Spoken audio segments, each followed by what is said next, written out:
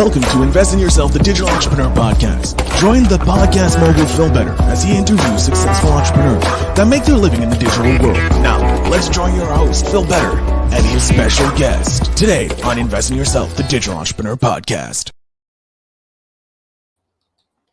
Hello and welcome back to another episode of Invest in Yourself, the Digital Entrepreneur Podcast. I'm, of course, your host, Phil Better, the podcast mogul. And today, we have a truly inspiring guest whose journey and achievements will motivate you and educate entrepreneurs at all stages of their career. Our guest today is a powerhouse in the world of e-commerce. I love e-commerce because it's pretty much simple. Not only is she a multi-six-figure Etsy seller, but she is also a dedicated military spouse and mom of two small boys. Her success on Etsy has been life-changing, setting her family on a path of building generational wealth by their early 30s. In 2022, she took her expertise to a new level by launching the Ultimate Etsy course, which quickly gained popularity even before it becoming its official launch. Like, can you believe that? Before she launched it, it was already a hit. Within a year, the program enrolled over 1,500 students, driven by the authentic e-commerce strategies she developed during her time at Zappos and Zulys. The success of her students has fueled organic traction, created a vibrant community of over 68,000 YouTube subscribers, and of course, a top Etsy podcast. Let's go podcasting for the win, which is called Etsy Success with our guest. I'm not going to say her name. Yeah. Which has amassed over 150,000 podcast downloads, which is an amazing accomplishment. She's probably already hit half a million already, I bet. So listeners, get ready to be inspired by her remarkable journey and the invaluable insight into the world of entrepreneurship that she brings. So it's with great pleasure I bring to the podcast Dylan. Dylan, welcome to the show. Thank you. Thanks for having me. That was a great intro. Thank you. My audience knows, and I keep repeating this, but I love hype men for rap stars of the early 90s, how they hyped up the crowd. So that's what I look to do, hype up the main guest, the main star, who is you. So Dylan, I want to thank you so much for being here, and I'm excited to talk to you about the Ultimate Etsy course, how you got into entrepreneurship, all that, and what you're doing now, and about your podcast, of course. But first question, like always, is why? Why did you become an entrepreneur? What spurred you to be an Etsy entrepreneur? Yes. So really both of my parents were entrepreneurs. So my mom had her own dental practice. My dad had a fencing construction business. So they both did that for over 40 years. So I grew up with it. It wasn't weird or foreign to me. And I saw how lucrative it can be when you're your own boss. You know, we could still take vacations. You know, they kind of did the work thing. They could choose their hours. And you know, it was really nice as a kid. And then I did get into corporate e-commerce out of college because, you know, I was thinking, do I go get my MBA or do I go get some experience? And I did think at the time experience would be a little bit more valuable. Uh-huh. So I went and I worked for Zappos, and then worked at Zulily up in Seattle and did that. But then I got married and I moved to San Diego. I had a really hard time finding a job. E-commerce is not as big down here as up in Seattle. And it was tough. So I was starting all these side hustles. Like, if I can just cover my expenses with like side hustles, like, okay, that's step one. And then one of them, I started taking my corporate background, applying what I knew from that to e-commerce, and it just took off. And I thought, I will never work for someone else again. I can make way more money working for myself. I can have my babies, you know, be there, and like, why would I do anything else? Yeah. So I was 26 at the time. 26 when you decided to go into the entrepreneurial world, be your own boss, buy back your time. How long was it until it didn't just cover expenses? Mm-hmm. It became like, oh, I can make my husband retire. Like, I can be the breadwinner of the house, and we don't have to worry if he loses his job, gets anything, like if he gets hurt, or like, knocking on wood there, you know, like all the negative things that can happen in life because you got this new world. Yeah. It's kind of funny. So he's military. He's been in almost 15 years. So they get this big retirement package if they hit 20 years, and it's about 2.5 million. 2 days ago, we just resigned and turned that down. Wow. Yeah, this is 2 days ago. Fresh. We haven't told. I don't know if he's told his parents yet. Well, First, just to let the world know, this may be cut out. I don't know if you want to let that out, but this is perfect. it's Good. perfect. Okay, great. And it's live. I forgot that it's not going to be cut out. Wow. Okay. So yeah. Wow. So that's insane. So just Yeah. 2 days ago, you just And decided yeah, I so can. he's 35, and now he gets to do what he wants, whether that's real estate investing or coming in with what we're doing now.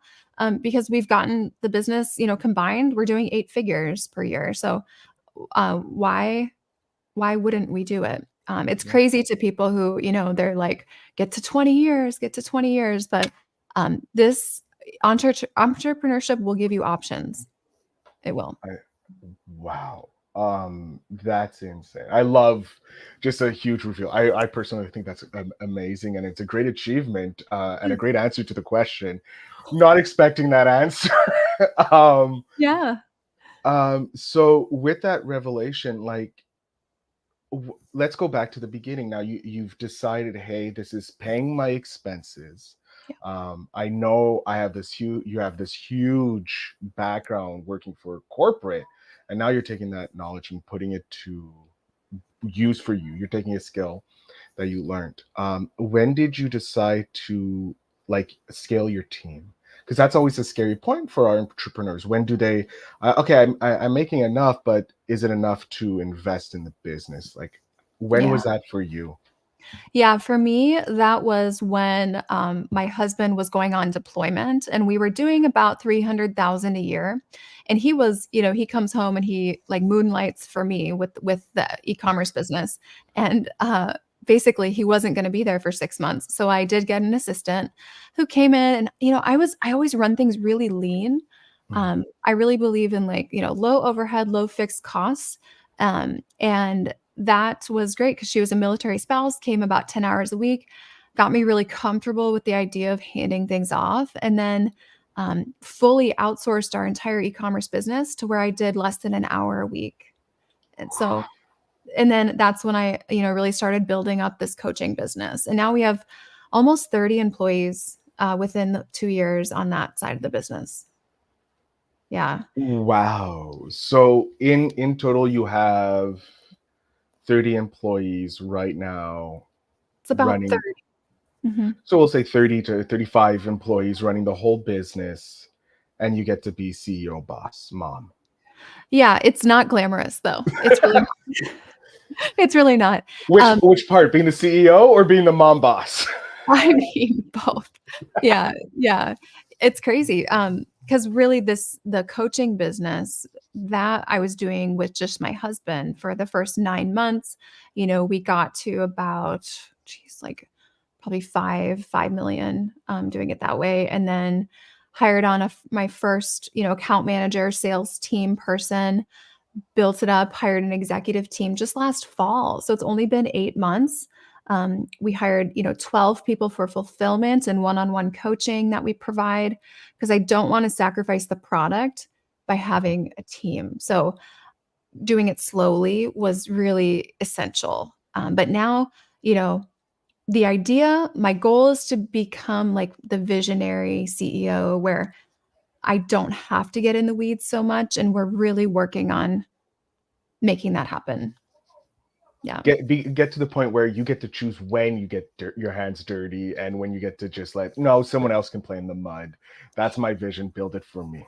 Yeah, and I was talking to my team this week, and I'm like, I don't want to be the one that finds all the problems in the business. I want you to find the problems and then tell me how you fixed it after the fact. You know? So we're working towards that dynamic. But I mean, when you own a business, you can't get into the situation where if you're gone a week or if something happened to your family, like everything would fall apart. You have to make it run without you. Yeah, very true.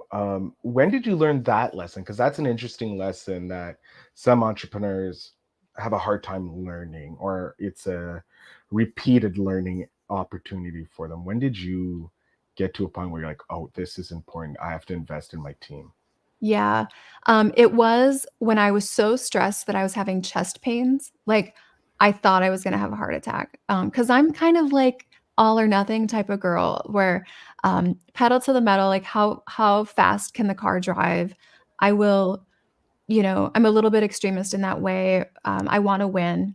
And, um, have you heard of those, like, horses that, like, kill themselves because 'cause they're, like, running too hard? Like, Yes. that could be me. So, where it was affecting my health a little bit, and I got pneumonia, actually, and then I realized, like, this is not sustainable. Yeah. So your body was like, hey, we should try a different path because I can't keep this path up. And that's when you started taking it back. When did you start investing in mentorship? Because that's also a huge factor in entrepreneurship. Without, mentors to get to like 8 figures, then to the 9, 10 figures, eventually down the road. When was a mentor or coaching coming into your life? I didn't even really know about coaching until I looked into becoming a coach, having a course, and I was looking for programs to learn how to build the back end, like in Kajabi at the time. And I was looking, I had no idea even what the course would be about, something e-commerce, but not really sure even if it would be Etsy. And I looked at different options. I had some of those sales discovery calls, and I landed on one. It was going to be $6,000. And I was so nervous. I mean, at the time I was making 40,000 a month with Etsy, but I still was like, what if it doesn't work out? Like, what if I invest in this mentorship and nothing comes out of it? But I thought, what's the alternative? Well, the alternative is I will never I will never do it. Like, I will never make it happen on my own, or it will take so long. I'll make so many expensive mistakes. So, made the decision. I mean, that 6,000 really turned into, over 10 million, which Pretty is good investment. I think pretty. that I'm not really good with ROI calculations, but from my basic math, 6,000 to 10 million, that's a good investment. It was good, yeah, and that was just in the first. I think we hit 10 in the first year and a half, um, or a little over a year. So it was really good. And then, went on and we actually got invited to meet with Alex Hermozi. It was a $20,000 thing, um, and his team. And I was really nervous about dropping 20 grand at one time. Mhm. My husband was like, "Dylan, let's do it." Because at the time it was just us. We'd already done, about 5 million. So we did it, and that changed so much. We grew exponentially after that 2-day workshop, and um, best investment. Yeah. When did the podcast come into being? That was It started with YouTube, and then my husband's he's a podcast guy. Okay.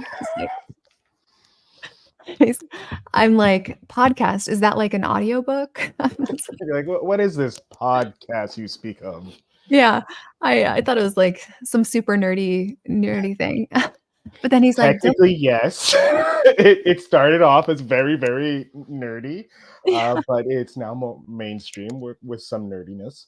yeah, yeah, and he's like, "Dylan, like, we need to get the podcast going." I'm like, "Okay, if you want me to have a podcast, you can make it and just, like, Tell let me me what know I how." have to do. Yeah. So all we have done really up until 3 months or 2 months ago is just ripping our YouTube video audio, putting it up, and that's the results we've gotten are just that. Oh, Yeah. repurposing. I love that idea of repurposing content so that Yeah. and it's funneling into your business, your YouTube channels as well. Um, what you said that's up to 3 months ago. So you started the podcast 3 months ago? It was about, 2 months after the YouTube channel, so it'll be about 2 years this fall, winter. Mhm. And do you have plans to evolve it into something different, or is it just still going to be ripping the audio from the YouTube? That sounds terrible, right? It sounds So so low. no, it doesn't, because like technically I'm doing the exact same thing. We're live, it's going to YouTube, Yeah. and I'm going to use the audio for my podcast, because a podcast is just a radio show. That's all it is. And this is Yeah. an interview. People get to hear it first here before it goes on online. That's all. And it brings people into a different way of monetizing podcasting. Yeah, yeah, and so we've done it that way up until the spring, and then we saw. I think some people don't like the audio effects sometimes that we use on YouTube. So let's see, about 6 weeks ago, 8 weeks ago, I just hired a podcast agency to start getting some interviews booked. So we're going to be transitioning into an actual podcast. An interview-based podcast, if you will. Yeah, like exclusive content just for the podcast. Oh, too. I love that. I love that. So this podcast was just your husband's idea, and you're like, sure, and then you saw it pay off, and you're like, let's do something bigger. Yeah, once we started talking to people on calls where they're signing up for the program, we usually say, "Where did you find us?" And it was always YouTube. And then all of a sudden, we keep hearing the podcast, and those are some of our best students, the ones who come from the podcast. Um, they seem to really maybe be more entrepreneurial or have that mindset of entrepreneurship. I think they consume more content around that. I love that, and it's true. These people who listen to podcasts, one, are generally in a higher bracket socially, so that includes intelligence and understanding and openness to new ideas. Yeah. I'm curious, have you noticed a defining age group coming into your Etsy course specifically, or do you have like it's across the board? Yeah, so we have anyone from 14 years old up until people in their 80s doing this. So really, the reason people come to us is because they want to be successful on Etsy, and they either don't want it to take years to figure out, or they've been trying it on their own and it's not working, they're getting discouraged, or they're just stuck. Or maybe sometimes there's 7-figure shops and they saw a big decrease and they just want to turn it around. So I would say like age is not at all like a factor, which is interesting. And I didn't expect that. I thought it would be mostly like stay-at-home moms, but it's really not. Yeah. With the growth of both your YouTube and your podcast, obviously you've built a community, because that's pretty much the core of being an entrepreneur. Building your brand, but also building a community. How have you found building a community? Like, how did you start thinking about, oh, this is important, I need a community for the support? Yeah. So in terms of the community part, it honestly wasn't at the forefront of my mind. It was kind of like an effect of all the work we were doing that I wasn't even focused on. But it was kind of a byproduct of everything else we were doing. And it was crazy because we actually had a meetup for the first time with our students last month in Las Vegas. And we had people flying in to this house. I'm an introvert. So I just about like cried. I actually did, yeah, basically cry. My husband will tell you that. But it was overwhelming. And these people all flew in, and our executive team flew in, and they just talked about the value of the community. And because as an entrepreneur, like, a lot of people are against you. They're like, why are you doing this? No, you should stick with your job. And that community aspect is so important. Do you find that as well? 100%. I actually have a group chat called Board of Directors with certain members of my community and like support network, that when I'm facing a challenge, I go to them like they're my actual, like I'm talking to my CEO of, someone who's been further along in my life is my CEO, someone who's done, better marketing is my, my CMO or something like that. Like each person has a core, and we all try and work together for it. And it was actually a previous guest that told me about that. So yeah, spoiler alert for people who are watching live right now. There's that board of directors in my life. That's great. Now, do you pay them, or is it like Well, no, we're all doing this for free because we're all helping. It's like a small we met through podcasting, so it's Yeah. really more for podcasting, but we're all around the same age and we're all doing different things, so we help out that way. Yeah, that is something I need to do more of, and I think joining masterminds and things will help with that. Because, like the neighbors, they have no idea what you're doing sometimes. They're like, No, being an entrepreneur is especially a digital entrepreneur. We face that, loneliness because we are dealing with people who are across the world. Like I'm in Canada, you're on the West Coast.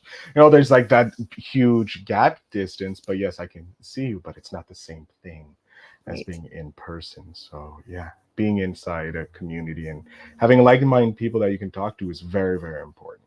Yes, yeah, and at this point, there's different challenges. What do they say? Bigger levels, bigger devils. Yes. Like, oh my goodness. Yeah, yeah. What are some of the challenges, if you don't mind me asking, that you're facing that you would like to share with the audience? Because some of them may be just starting their journey and knowing a few of the monsters that may be hiding in the forest on their path would be helpful. Yeah, so one thing I will say is as you become successful, like people like you do have a target on your back and people don't like that.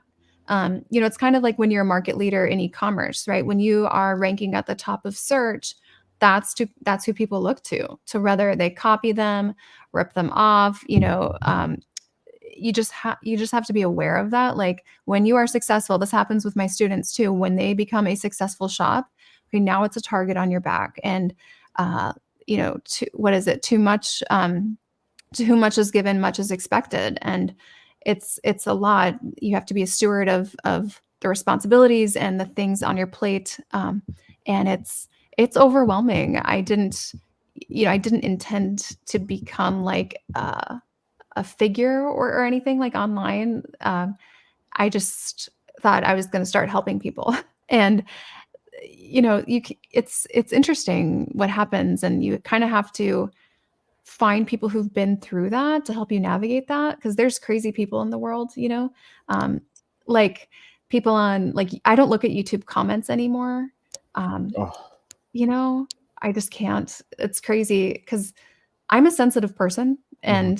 and reading someone say like I look like a horse, like Oh my that's God.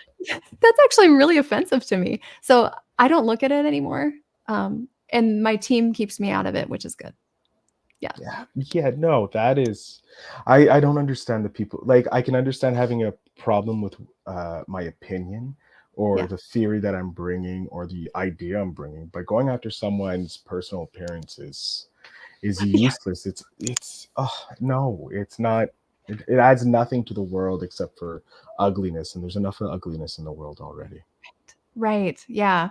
So, yeah, I'm really thankful for my students though, because they're like my cheerleaders out online, and they're always sending me their results and cheering me on. So I do see like their comments. People will let me know when they comment, and but yeah, you do have to be just aware of what success is going to bring, um, and that's part of the package. I don't think you can be successful without having some of that. Um, hate or criticism, even as an e-commerce brand, uh, your competition, they're not going to like it. So get ready. Yeah. No compet And have you noticed in the oh, I don't know how deep into the podcasting world you are. Do you see a difference in that world versus the e-commerce world? Yeah. So, in the podcasting world, I've actually met a lot of great experts who really are people to collaborate with our program. So like actually every week for the next 5 weeks, we're bringing in experts, and I found them through their podcasts about Pinterest or Amazon FBA or Facebook ads, and we're bringing them in to speak, and we're promoting their courses, and it's actually I really like that part of it, you know, the kind of partnership world. Yeah.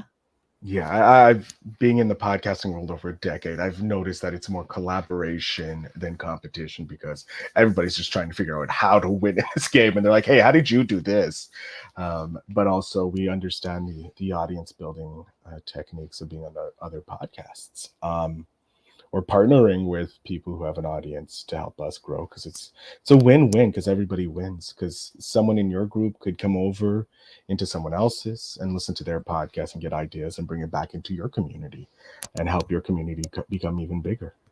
Exactly, exactly. And the more you get into it, I don't know, the smaller it feels. Where I don't actually feel like it's oversaturated. Do you? Do you? No, being in the, like I said, in the industries for so long, I have some deeper insights. Out of the 4 million active podcasts on like Apple, only about maybe 200,000 are actively active releasing episodes every month. So it's a very unsaturated market. YouTube is technically oversaturated compared to podcasts. We're still in the early days of radio, if you will. That's some of the things I've learned from talking to other experts in the podcasting industry as well. Yeah, yeah, and consistency wins, and I love that because I can be really consistent, you know, and like that's when you can have consistency as a competitive advantage, like that just means showing up and Mhm. endurance. And it's I mean, but I think it's really hard for people to stay consistent with things like podcasts or blogs or YouTube channels. It's great for people like us who are, though. Yes, one of the biggest advantages I have, I batch record. Um, I do usually about 4 episodes to 5 episodes a week, um, and I release 3 a week for this show. So as long as I get 3 a week, I'm always ahead of the game, and I'm booked until the end of September, actually, currently with podcast guests. That's great. That's great. And knowing that you're stacked, like other people are trying to figure out, oh, I should get a podcast up this week. Oh, I should record something to get up this week. Or um, yeah, same thing with e-commerce. You know, people can do something for a month. Anyone can do something for a month, Yeah. but who can get through that dip when most people quit? Have you read the book The Dip? No, I have not. I actually have a credit of on Audible, so I'm going to get the dip because that sounds interesting. Tell me about the dip. Yeah, this is where it's great. We actually were recommended to read this when I worked for Zappos. Our CEO at the time, he passed away, Tony Shea. He recommended this, and it's really where big companies. Every company goes through a dip where it's that point where you're kind of puttering along, and then things start to not go as well. Problems come up, constraints come up, and a lot of people quit at that point. That's when most people give up and they go on to something new instead of pushing through. And the people who actually push through the dip when everyone else is giving up, like they go on and they see like a huge increase, and they show this graph of kind of what happens. And I see this with e-commerce. I see this with digital entrepreneurs. There's a point where most people give up, and then it's really about pushing past that point. And when you feel like giving up, that's what, like, whenever I feel like giving up, I tell myself everyone else would give up right now. I'm not going to, and that's why I will win. You Ooh, know? I love that. That's a great saying to have. Yeah. It just gives you reassurance that you're on the brink of something really good, you know? I like that. Yeah. That it's like the night, just do it because everybody else just finish it. Even if you burn out, if the business goes up, it goes up, but at least you attempted. You push past when most people would give up. Yeah, and the worst thing is doing something halfway Yeah. because it's not really giving it a fair try. So you No, and just you're always going to wonder. yeah, and you You're just going to. wasted half your effort. Like, yeah. I'm curious, with what you're doing, with the success you have had, how do you invest in yourself? Like, what are you doing? Do you have a morning routine? Do you have a nightly routine? Do you have a daily routine? Do you just sit and read books all day or listen to podcasts? What did you do and what do you continue to do to invest in yourself? Yeah. So I am really only focused on things that will have an ROI. So I don't spend my time on anything that's not gonna um, give a return in some way. So whether that be investing in my team, meeting with someone who I, I'm overdue for a touch base with, or focusing on improving the product, finding even one little hole in the product, fixing that, or the fulfillment and fixing that. And no morning routine. I mean, morning routine is, change the diapers, get them out the door. So survive, get the kids alive and out the door. Once that's done, then I'll see what I can do. Yeah. It is survival for that hour, like 7 a.m. to 8 a.m., just make it happen and then buckle down. And people I feel like get hung up on these, like, I'm going to get into my ice bath and then I'm going to like meditate, or what is it? Cold plunge.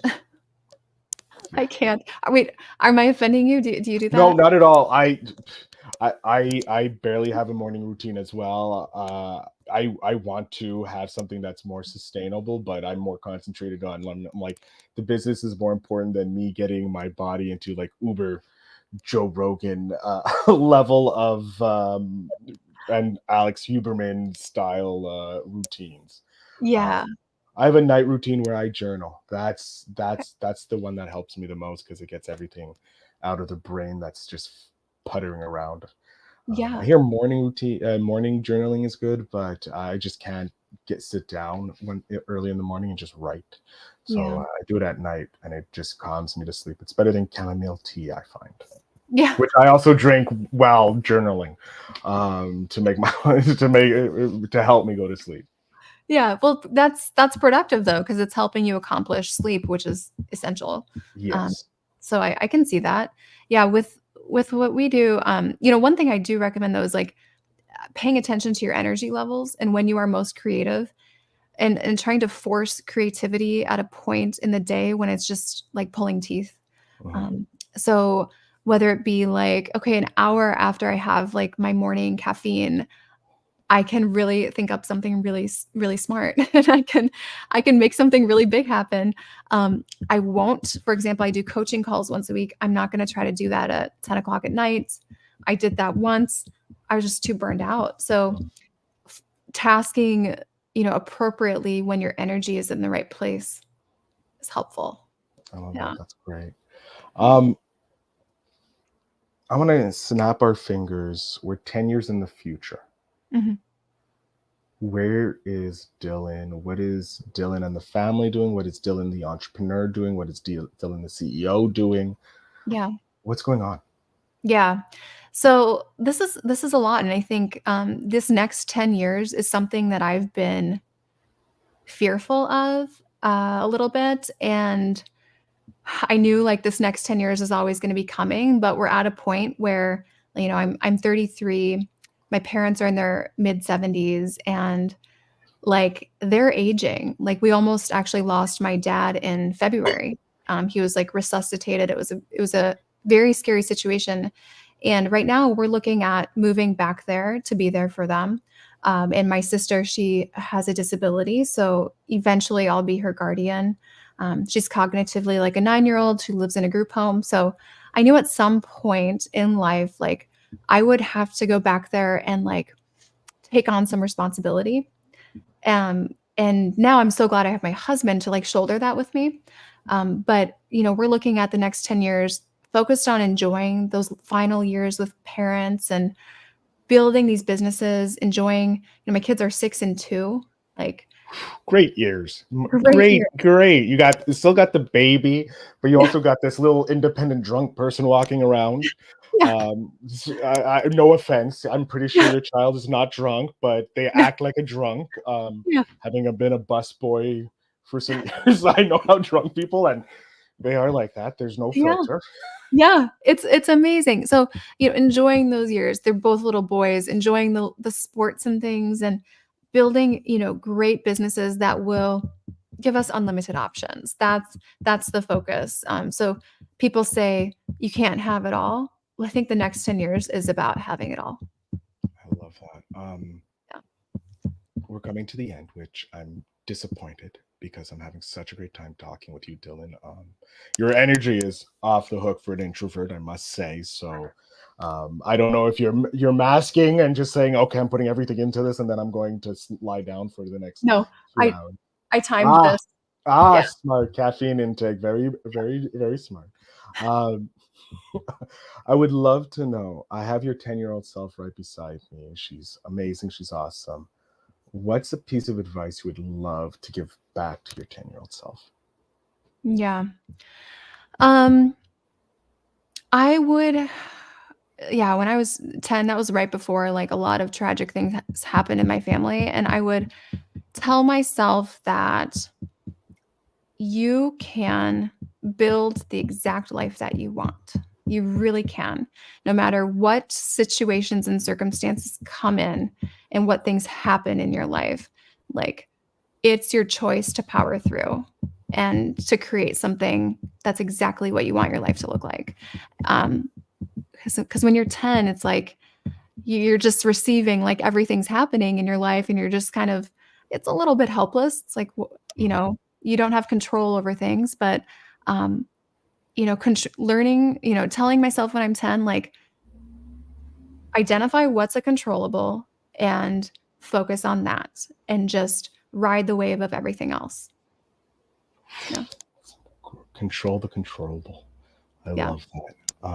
Dylan, I'm going to jump off stage here and process that great advice. I want you to let my audience know where they can connect with you, how they can become possibly a coaching client, or take your course and start planning their generational wealth that Yeah. you're already on the way and proving it's possible. So the floor is Cool. yours. Awesome.